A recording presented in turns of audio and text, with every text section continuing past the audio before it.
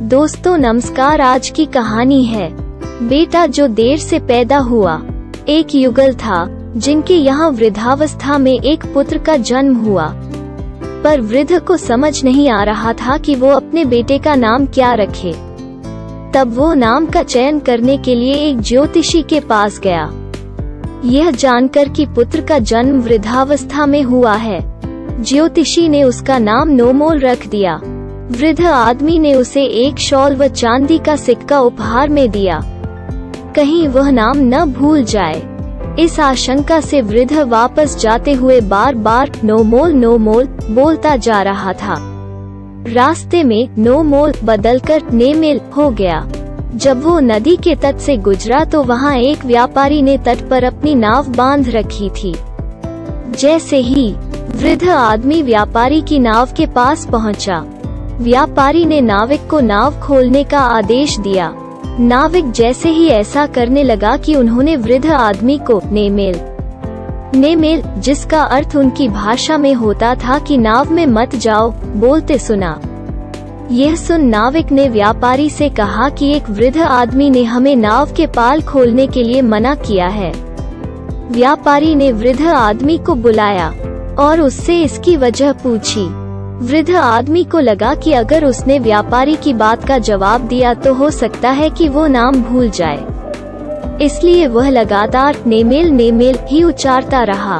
व्यापारी ने गुस्से में कहा, इतने लंबे समय तक यहाँ रहने के बाद मैंने नाविक को नाव खोलने का आदेश दिया, पर न जाने कहां से यह बदनसीब आदमी आ गया और मेरी शुभ यात्रा में बाधा डाल रहा है।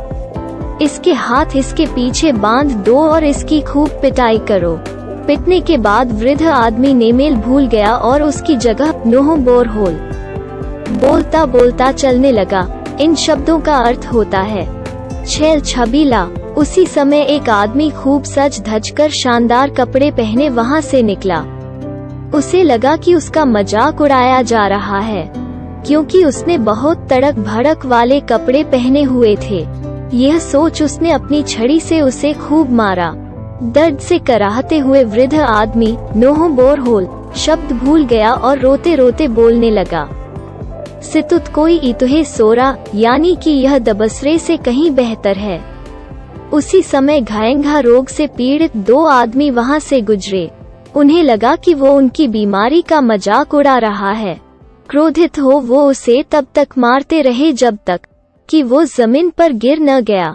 दर्द से कराहता किसी तरह लड़खड़ाता हुआ वो वृद्ध आदमी घर पहुंचा। घर पहुंचकर उसने पत्नी को सारी बात बताई कि उसे कैसे कैसे संकटों का सामना करना पड़ा। उसने दुखी होकर कहा, ठीक है, जो हुआ सो हुआ, अब मुझे वह नाम बताओ जो ज्योतिषी ने बताया है। वृद्ध आदमी बोला, बार बार मुझ पर जो प्रहार हुआ है उसकी वजह से मैं नाम भूल गया हूँ। यह सुन वृद्ध स्त्री बोली, अगर तुम नाम भूल गए हो तो हम क्या कर सकते हैं? कोई बात नहीं, अब बेटे का नाम रखने की बात हम यहीं खत्म कर देते हैं। अब हमें अपने भूमि के टुकड़े पर खेती करने की बात पर ध्यान देना चाहिए। जाओ और जाकर नोमोलिया नर्म चावल के पौधे को रोपो।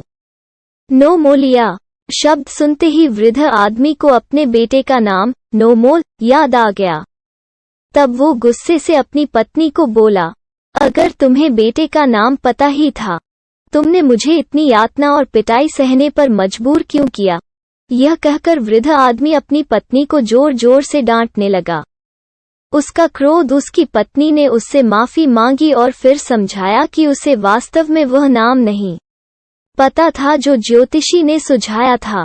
वृद्ध को भी तब अपनी गलती का एहसास हुआ। वृद्ध युगल ने अपने पुत्र का नाम नोमोल रख दिया और खुशी खुशी रहने लगे।